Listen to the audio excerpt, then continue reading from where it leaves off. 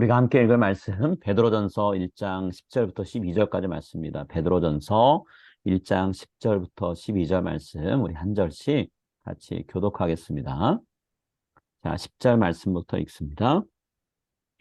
이 구원에 대하여는 너에게 임할 은혜를 예언하던 선지자들이 연구하고 부지런히 살펴서 자기 속에 자기 속에 계신 영이 그리스도의 영의 그 받으실 고난과 위에 그에 받으실 받으실 영광을 영광을 미리 미리 증언하여 증언하여 누구를 또는 어떠한 때를 지시하시는지 상고함이라. 같이 읽습니다. 이 섬긴 바가 자기를 위한 것이 아니요 너희를 위한 것이니 계시로 알게 되었으니 이것은 하늘로부터 보내신 성령이여 복음을 전하는 자들로 이제 너희에게 알린 것이요 천사들도 살펴보기를 원하는 것이니라. 아멘. 아멘. 오늘은 이 구원에 대하여는 이라는 제목으로 같이 말씀 나눴으면 하는데요. 여러분 혹시 오늘이 어떤 날인지 아시나요? 보통 날짜마다 무슨 날 이런 이름이 있잖아요. 네, 박영미 사님 네, 손 드셨는데 네, 오늘 마트에 갔더니요. 네, 세계 레이디스, 그러니까 네, 뭐죠? 네, 세계 여성의 날이라고 그러더라고요. 레디스 맞습니다. 데이라고. 카네이션, 보라색 카네이션 하나를 주던데요. 네, 맞아요. 세계 여성의 날인데요. 혹시 이 여성의 날이 제정될 때까지 어떤 과정이 있었는지 아세요? 다는 모르실 거예요. 근데 뭐 저도 뭐 길게 말씀을 드릴 수는 없고요. 이 여성의 날이 제정될 때까지 얼마나 오랫동안 이 여성들이 힘겹고 고된 싸움을 해왔는가를 생각해 봐야 되는데요. 1908년에 우리 뉴욕주 안에 제일 큰 도시 있죠? 뉴욕시티에서 여성 노동자 15만 명이 거리로 뛰쳐나왔어요.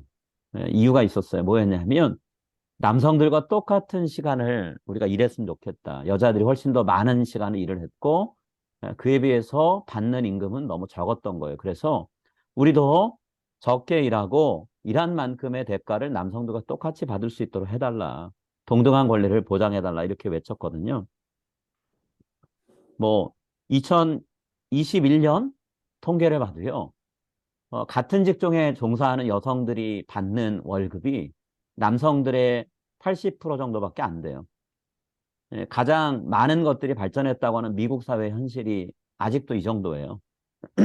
그러니까 뭐 아직도 갈 길이 멀죠.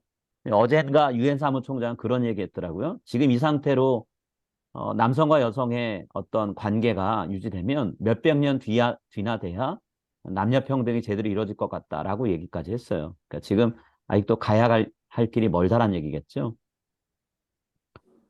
미국에서 여성들이 국회의원이나 정치인들, 나를 위해 일해줄 사람 뽑을 수 있는 투표 권한 가진 게 얼마나 됐을까요? 한 100년밖에 안 됐어요. 1920년에 시작됐거든요. 우리가 사는 현실은 이렇게 남성과 여성이 하나님의 형상을 덧입고 태어난 동등한 존재인데 실제로는 그렇지 못하죠. 그런데 성경은 우리한테 남성과 여성의 관계가 어떠해야 되는가를 분명히 말씀하고 있어요. 남성과 여성 둘 사이에 어떤 차별도 존재할 수 없다라고 분명히 밝히고 있거든요. 그래서 성경 말씀 두 곳을 잠깐 보도록 할게요. 자, 갈라디아서 3장 28절 말씀인데요. 우리 이 말씀 같이 읽겠습니다. 남자나 여자나 다 그리스도 예수 안에서 하나이니라. 자, 하나라는 말은 동등하다, 차별이 있을 수 없다라는 말씀인데요. 자, 이 말씀을 고린도전서 11장 11절과 12절은 또 다른 방식으로 우리에게 말씀하고 있어요. 이 말씀도 같이 읽겠습니다. 주 안에는 남자 없이 여자만 있지 않고 여자 없이 남자만 있지 아니하니라. 이는 여자가 남자에게서 난 것 같이 남자도 여자로 말미암아 났음이라. 그리고 모든 것은 하나님에게서 났느니라. 이렇게 남자 여자가 서로가 없으면 존재할 수 없는 뗄래야 뗄 수 없는 관계에 있는 그런 대상이다라고 말씀하고 있어요. 근데 지금 우리가 사는 이 시대는 여전히 여성차별이 존재하죠. 근데 우리가 사는 세상의 문제가 이것만 아니죠. 수천 년 동안 해결되지 않은 문제들이 많이 있어요. 노동자와 사용자가 갈등을 빚고 차별당하고 차별하는 일. 아직 배서 안 되고 있죠. 나라와 나라 간에, 민족과 민족 간에 분쟁이 일어나는 일. 테러와 전쟁으로 서로가 죽이고 죽는 일. 자, 이 외에도 우리가 해결해야 되는 문제가 산더미처럼 많아요. 이 모든 것들이 하나님이 다스리시는 세상에 오면 다 해결되고 모든 사람이 평화를 누리며 사는 그런 세상이 오는 거죠. 성경은 하나님 나라를 그런 곳이라고 설명하고 있어요. 우리가 하나님 나라에 들어가게 되면 이 세상에서 우리가 경험하는 모든 차별, 억압, 불의 이런 것들이 다 사라지고 정말 온전하게 사람이 사람답게 사는구나라고 말할 수 있게 된다는 거예요. 자, 그렇게 사는 걸 성경은 어떤 단어로 표현할까요? 구원이라고 표현해요. 우리가 그동안 구원이란 단어를 너무 좁게 설명하다 보니까 성경이 우리에게 말씀하고 있는 이 세상에 우리가 만나는 모든 문제가 다 해결되고 온전히 정말 사람이 사람답게 사는 그런 세상이 오늘 우리가 누리게 되는 걸 구원이라고 말하고 있다는 걸 자꾸 까먹게 돼요. 성경 분명히 얘기해요. 구원은 굉장히 넓은 개념이라는 거죠. 하나님이 다스리셔서 누가 누구 위에 서지 않고 서로가 서로를 섬기고 돌보는 세상. 그게 하나님 나라고 구원받은 사람이 살아갈 삶이라는 거예요. 자, 이 구원은 어떻게 시작됐나요? 이 구원은 하나님이 이 세상을 만들기 전부터 계획하신 일이었고요. 예수님을 통해서 이 땅에서 우리가 경험할 수 있도록 시작이 됐어요. 예수님이 말씀하신 내용, 예수님이 삶을 통해 보이신 행동들, 그 행동들을 통해서 하나님 나라가 우리가 살고 있는 이 세상에 조금씩 그 모습을 드러내기 시작했다라는 거예요. 그래서 예수님이 하나님 나라가 이미 너희 안에 임했다라고 말씀하시죠. 또 하나님 나라가 가까이 왔다라고 말씀하세요. 분명히 하나님 나라는 예수님이 재림하셔야지만 완성되는 나라이지만 예수님이 처음 이 땅에 오셨을 때 하나님 나라가 어떤 곳인가를 미리 경험하게 하셨다라는 거예요. 자, 우리가 지금 이 땅에서 하나님 나라가 이루어지고 있는 것, 하나님의 통치가 이루어지고 있는 걸 경험하죠.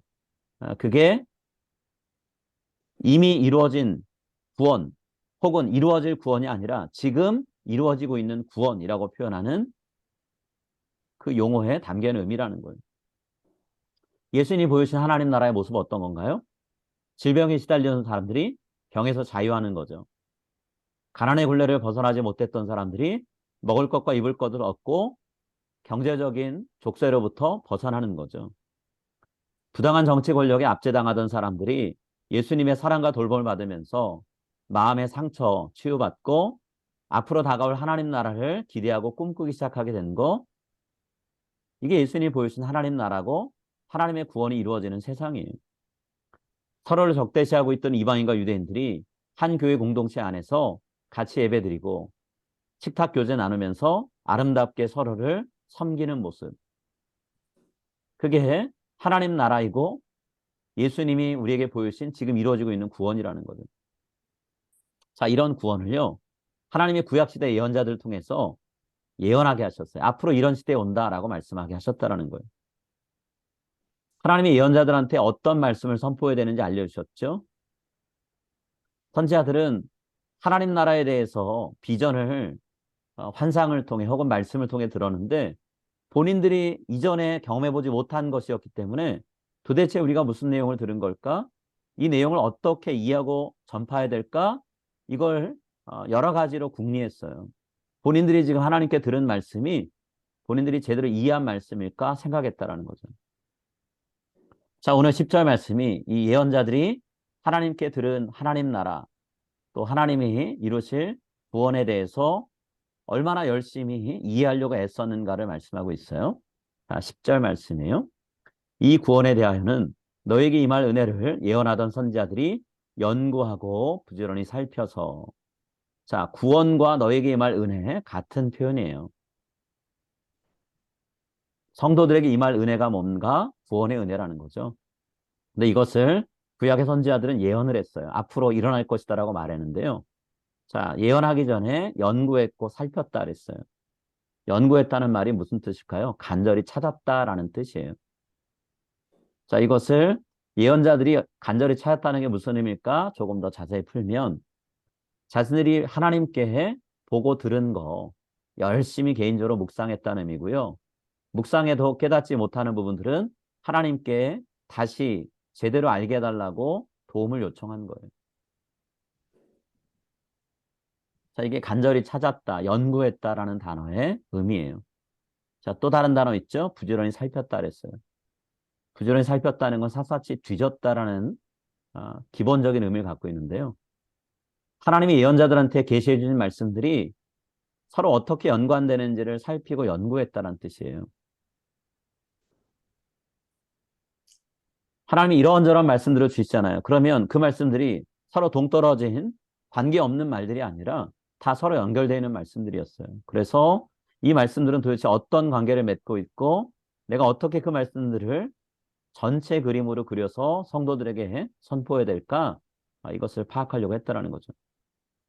자, 이렇게 열심을 다해서 하나님이 베푸실 은혜, 구원의 은혜를 예언자들을 올바로 이해하려고 애를 썼어요. 근데 본인들이 노력해도 다 이해하지 못하죠. 자, 하나님께서 성령님을 보내주셔서 하나님의 영에 감동돼서 예언자들이 그 말씀의 내용을 하나하나 이해하게 하셨어요. 그래서 이들 깨달은 게 있어요. 어떤 내용을 깨달았냐면 하나님이 장차 이 세상에 메시아를 보내셔서 구원하실 거다라는 사실을 알았고요. 그 하나님이 보내실 구원자, 메시아가 예수님이라는 사실을 깨닫게 된 거예요. 그리고 또 한 가지, 메시아로 오시는 예수님은 화려하고 멋진 그 당시의 왕의 모습으로 오시는 게 아니라 약하고 초라한 모습으로 오셔서 십자가에 달려 죽으시는 그 일을 통해서 구원의 길을 여실 것이다 라는 것을 깨닫게 된 거예요.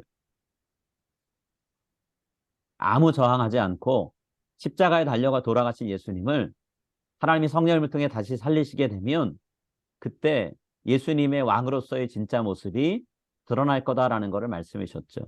성경은 그것을 영광스럽게 되었다라고 표현하고 있어요. 십자가에서 초라하게 돌아가신 그분이 실제로는 이 세상을 통치하는 왕이셨다라는 것. 그것을 깨닫게 됐다라는 거죠. 자, 11절 말씀이에요. 11절 한번 같이 읽겠습니다.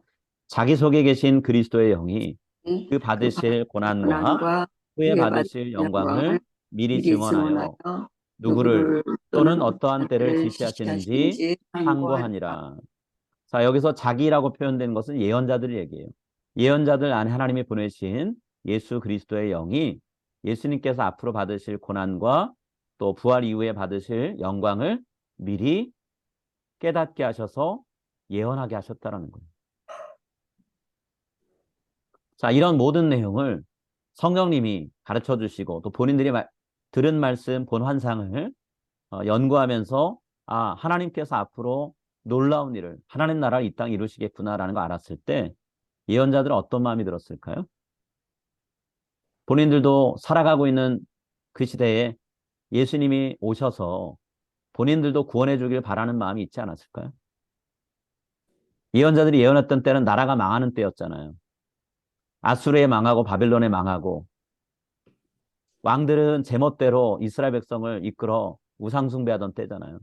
그 어지러운 시대를 살면서 예언자들이 앞으로 이런 일이 있을 것이다 라고만 듣는 게 아니라 내가 사는 이 시대에도 그 메시아가 오시면 얼마나 좋을까라는 기대가 있지 않았을까요? 근데 오늘 성경 뭐라고 얘기하냐면 예언자들에게 그 메시아가 오셔서 구원을 맛보게 하시는 일은 허락되지 않았다고 돼 있어요.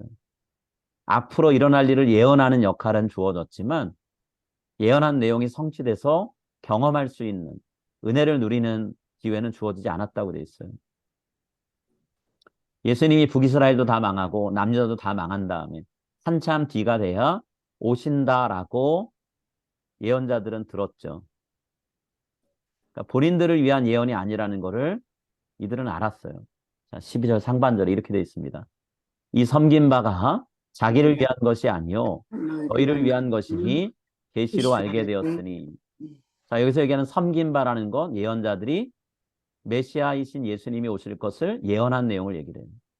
예수님이 오시면 어떤 일들이 벌어질지를 사람들에게 알려준 걸 얘기해요. 근데 그것이 예언자, 자기를 위한 게 아니었고요. 신약시대에 사는 성도들, 너희를 위한 것이었다는 걸 계시로 알게 됐다는 거예요. 여러분, 나를 위한 말씀이 아니고요. 앞으로 다음 세대들 위한 말씀을 예언자들이 받은 거예요. 그런데도 예언자들이 목숨 걸고 예수님이 오신다는 거 선포했죠. 예수님 오시면 그 후에 하나님 나라가 세워진다라는 말씀을 선포했죠. 예언자들은 불의한 시대를 살았어요. 본인들은 고통 가운데 있었거든요. 그런 가운데 이 불의한 세상을 하나님이 심판하실 것이다. 정의를 세우시고 사랑으로 다스리시는 하나님 나라가 온다라고 용감하게 선포했거든요. 그리고 그것 때문에 고쳐당했어요. 고난받았잖아요. 근데 왜 이렇게 했을까요? 예언자들의 마음 가운데 비록 내가 사는 이 시대에는 하나님 나라가 이루어지지 않는다 해도 내 후대, 내 후손들, 내 자녀들 세대에는 그 나라가 세워져서 하나님이 주시는 은혜를 누리길 바라는 그 마음 때문이었다는 거예요. 우리나라가 일제 치하에서 주권을 잃고 제대로 된 삶을 살지 못할 때 왜 그렇게 많은 분들이 독립을 위해서 자기 목숨을 버리고 애를 썼을까요? 본인들이 수고한 그 열매를 본인들은 누리지 못할 거라는 걸 아셨어요. 그렇지만 적어도 내 자녀 세대만큼은 국권을 잃어버린 나라에서 살지 않게 하려는 그 꿈 때문이었죠. 기대 때문이었죠. 오늘 내 희생이 내 후손들에게 귀한 미래를 열어주는 통로가 되길 원하면서 그랬다는 거예요. 여러분, 예언자들이 그런 마음으로 살았던 거예요. 믿음의 세대가 일어나서 내가 사는 이 시대에는 하나님 나라가 이루어지지 않고 예수님이 이루시는 구원이 다 이루어지지 않는다 해도 내가 그 구원이 이루어지는데 하나님의 필요해서 쓰신다면 내가 쓰임받겠다. 내가 불쏘시개가 되겠다라는 마음으로 예언했다라는 거죠. 감사하게도 예언자들이 선포했던 대로 예수님 이 땅에 오셨죠. 그리고 예수님이 말씀하시고 삶으로 보여주신 일들을 통해서 하나님 나라의 씨앗 심고 가셨어요. 그렇게 예수님이 심어놓으신 씨앗이 성령님이 임하는 걸 경험한 제자들을 통해서 그 입으로 선포됐죠. 예수님이 우리에게 보이신 그 모든 일들 앞으로 하나님 나라에서 완성될 겁니다. 더 놀라운 일이 일어날 겁니다라고 선포하게 하셨잖아요. 그렇기 때문에 하나님 나라에 들어가기 위해서 예수님을 믿고 그분 따라야 됩니다라고 복음을 전했던 거잖아요. 여러분, 제자들이 이 복음 전할 때도 그들도 또 목숨 내걸고 전했죠. 순교했어요. 누군가의 땀과 피, 눈물 이게 흘려져서 결과로 얻어진 게 뭔가요? 지금 이 베드로전서 읽고 있는 그 당시의 성도들처럼 구원받는 사람, 구원받기를 원하는 사람들이 여기저기 곳곳에 일어나기 시작했죠. 자, 12절 하반절에 얘기하는 게 그거예요. 이것은 하늘로부터 보내신 성령을 힘입어 복음을 전하는 자들로 이제 너에게 알린 것이요 천사들도 살펴보기를 원하는 것이니라. 하나님이 우리를 구원하기 위해서 참 많은 사람들의 땀과 눈물을 사용하셨다라는 거예요. 구약의 예언자들을 사용하셨고 예수님을 이 땅에 보내셔서 그분의 생명을 사용하셨고 신약시대 사도들, 성도들을 통해서 저들의 희생을 통해서 구원의 복음이 쉼없이 전달되게 하셨다라는 거예요. 다 같은 마음이었어요. 내가 그 은혜를 내가 사는 시대에 다 누리지 못해도 내 뒤에 오는 세대에게는 이 모든 것들이 완전히 다 누려지길 바라면서 내 희생이 누군가에게 유익하기를 하나님을 만나고 하나님 나라를 사모하는 사람 되길 바라면서 그랬다라는 거예요. 여러분, 하나님이 다스리는 나라 이외에 차별이 없는 나라 없어요. 아무 차별이 없는 정말 진짜 평화로운 나라는요, 하나님 나라밖에 없어요. 그걸 사람들이 깨닫게 하려고 하나님이 부지런히 일하고 계시고 사람들을 보내서 그 일을 하고 계신다라는 거예요. 그 나라가 어서 속히 오기를 꿈꾸는 사람들만이 곳곳에서 자기가 감당할 수 있는 만큼의 하나님 나라 건설 작업을 하고 있는 거죠. 지금까지 수많은 분들이 하나님 나라가 이 땅에 어서 속히 오길 바라면서 그 나라의 일부분이라도 내가 벽돌 한 장 얻는 것처럼 내 역할을 감당하길 원하면서 살아갔다라는 거예요. 그런 나라를 꿈꿨던 분 중에 한 분이 누군가요? 마틴 루터킹 목사님이죠.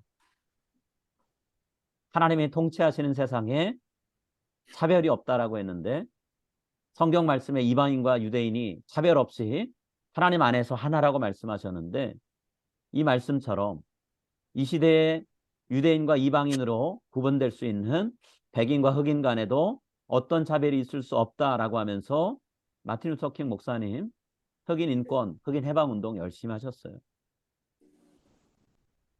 네, 워싱턴 DC에서 연설할 때 그런 얘기를 하셨더라고요. 링컨 대통령이 노예 해방을 선언하고 100년이 지났는데 100년이 지난 뒤에도 마틴 루터 킹 목사님이 살고 있는 그 시대에도 흑인을 향한 차별, 테러가 끊이지 않고 있다. 하나님을 순결하게 믿는 청교도 신앙으로 세워진 이 나라에서 하나님이 이루시려는 나라와 반대되는 모습이 나타나고 있다라고 하시면서 마틴 루터 킹 목사님이 목소리 높였어요. 자기의 목숨 걸고 하나님이 주인 되시고 하나님이 차별하지 않는 사람들을 차별하는 우리의 삶을 새롭게 하기 위해서 단상에 서서 말씀 선포하셨죠. 저항운동을 통해서 그 말씀 선포한 대로 실천했어요. 마틴 루터 킹 목사님에게 하나님이 보이셨던 하나님 나라의 모습, 하나님이 앞으로 세우실 나라의 전체 모습과 비교하면 그 중에 일부분이지만 그분께 보이셨던 그 나라의 한 부분, 그게 어떤 거였는지는요. 마틴 루터 킹 목사님이 연설하는 중에 이야기했던 나에게는 꿈이 있습니다 라는 그 연설 내용에 담겨 있죠. 자, 어떤 내용을 얘기했나요? 마틴 루터 킹 목사님 나에게는 꿈이 있습니다 라고 하면서 이렇게 얘기하셨어요. 나에게는 꿈이 있습니다. 언젠가는 조지아의 붉은 언덕 위에 옛 노예의 후손들과 옛 주인의 후손들이 형제의 식탁에 함께 둘러앉는 일이 오리라는 꿈입니다. 나에게는 꿈이 있습니다. 언젠가는 불의의 열기에 억압의 열기에 신음하는 저 미시시시피주마저도 자유와 평등의 오아시스로 변할 것이라는 꿈입니다. 나에게는 꿈이 있습니다. 나의 내 아이들이 피부색이 아니라 인격에 따라 평가받는 그런 나라에 살게 되는 날이 오리라는 꿈입니다. 지금 나에게는 꿈이 있습니다. 뭐였어?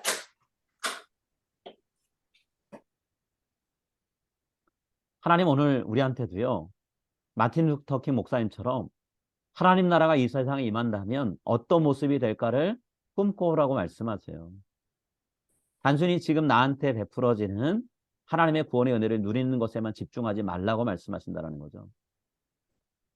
예수님이 걸어가셨던 십자가의 길, 구원의 문을 여는 그 길 뒤따라가면서 우리 자녀들, 우리 가족들, 친구들, 이웃들 예수님이 시작하신 하나님 나라 백성 되는 그 자리로 초대하라고 말씀하신다는 거죠. 하나님께서 예언자들에게 주셨고 신약의 성도들에게 주셨던 꿈이 그 시대에 다 이루어지지 않았죠. 그래도 그들은 열심히 복음 선포하고 하나님 나라를 비전을 선포했어요. 오늘 하나님 우리에게 말씀하세요. 하나님께서 우리에게 주신 하나님 나라의 꿈이 내가 살고 있는 이 시대에 다 이루어지지 않을 수도 있겠지만 다음 세대에게 그 꿈이 펼쳐질 것을 기대하면서 오늘 기꺼이 우리가 땀 흘리고 눈물 흘리고 기도하고 부지런히 하나님 나라를 이루기 위해서 살아가라 말씀하신다는 거죠. 여러분 하나님 나라가 나를 통해서 조금씩 이 세상에 펼쳐지고 이루어지는 것을 꿈꾸면서 하는 사람은요. 행복한 사람이에요. 수많은 고난과 어려움 속에서도 하나님 나라를 위해서 자기의 삶을 바쳤던 예언자들 어느 누구도 자기 인생이 헛되다고 생각하면서 숨을 거둔 사람 없어요. 복음 전도자들이 돌에 맞고 채찍에 맞고 맹수에게 찢기면서 자신이 인생을 잘못 살았다고 그렇게 얘기한 사람 없습니다. 드디어 이제 내가 꿈에도 그리던 하나님 품에 안긴다라고 감격 가운데 저들이 삶을 마쳤거든요. 그분들은 다 행복하셨어요. 오늘 우리에게 예수님을 따르며 사는 삶이 행복하다는 걸 알 수 있는 그런 찬양 가사가 있어서 잠깐 소개하려고 하는데요. 이 땅에서 하나님 나라 백성으로 하나님이신 구원의 은혜를 누리면서 하나님 나라가 이 땅에 임할 때까지 어떻게 살아가는 게 행복한 것일까? 성경임 목사님이 작사 작곡한 행복이라는 찬양의 그 내용이 있죠. 화려하지 않아도 정결하게 사는 삶, 가진 것이 적어도 감사하며 사는 삶, 내게 주신 작은 힘 나눠주며 사는 삶, 이것이 나의 삶의 행복이라오. 눈물 날 일 많지만 기도할 수 있는 것, 억울한 일 많으나 주를 위해 참는 것, 비록 짧은 작은 삶, 주 뜻대로 사는 것, 이것이 나의 삶의 행복이라오. 이것이 행복이라오. 세상은 알 수 없는 하나님 선물. 이것이 행복이라오. 하나님의 자녀로 살아가는 것, 이것이 행복이라오. 여러분, 오늘 우리는 행복한 사람들이에요. 왜 행복하냐고요? 예수님이 우리를 구원하기 위해서 자신의 생명을 기꺼이 내어주셨기 때문에 우리는 행복한 사람이에요. 복된 사람입니다. 왜 우리가 행복한 사람인가요? 믿음의 선조들이 자신들이 누리지도 못할 구원을 우리가 누릴 수 있게 하려고 땀과 눈물과 피를 흘리면서 이 땅을 살다 가셨기 때문에 우리가 행복한 사람들입니다. 왜 우리가 행복한 사람들일까요? 우리가 살아가는 삶을 통해서 하나님 우리에게 맛보게 하신 구원의 은혜를 다른 사람들도 누릴 수 있도록 다른 사람을 초대할 수 있는 귀한 사명을 받은 사람들이기 때문이에요. 하나님이 우리에게 허락하신 구원의 은혜는요, 우리를 참된 행복으로 이르게 합니다. 하나님 나라에 들어가는 그 순간 우리가 이 땅에서 누리지 못했던 것들, 포기했던 것들, 하나님 안에서 다 회복되고 그 이상으로 누리는 것들을 경험할 거라는 거예요. 그리고 지금 이 순간 하나님이 주신 것들을 누리고 있죠. 이것이 오늘 성경이 말씀하는 구원이라는 거예요. 수많은 사람들의 눈물과 땀으로 우리에게 주어진 선물이고 예수님의 생명을 던져서 우리에게 허락된 선물이고 우리가 또 다른 사람들에게 전하면 그 사람들에게 유익을 끼치는 복된 삶을 허락해주는 통로가 되고 문이 될 거기 때문에 우리가 행복한 사람이라는 거죠. 우리가 다른 데서 행복을 찾지 않았으면 합니다. 내가 하나님의 자녀가 됐고 하나님의 말씀대로 살 수 있는 기회를 이 땅에서 받았다는 것, 그게 참 복되다라는 것. 그것이 구원의 기쁨을 아는 사람의 고백이고 깨달음이라는 걸 생각하면서 우리가 이 말씀 가슴에 새겼으면 합니다. 우리 같이 기도하겠습니다.